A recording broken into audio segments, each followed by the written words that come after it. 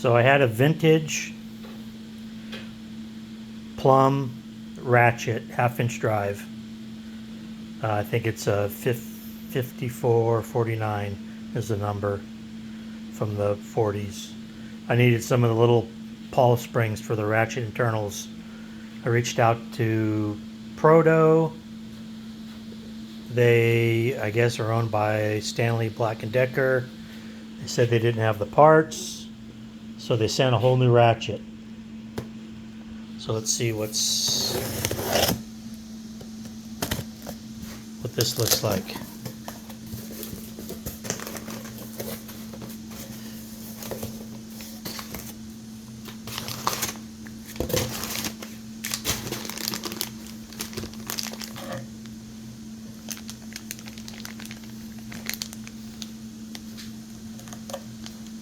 Same part number. So what do? Take the 2 springs out of this one and put it into the one that I need them for? That was pretty cool. I would have never thought they would have replaced it with the whole ratchet.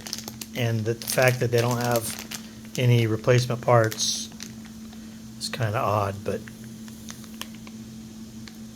it's the way it is. Wrench lead the way. Bye.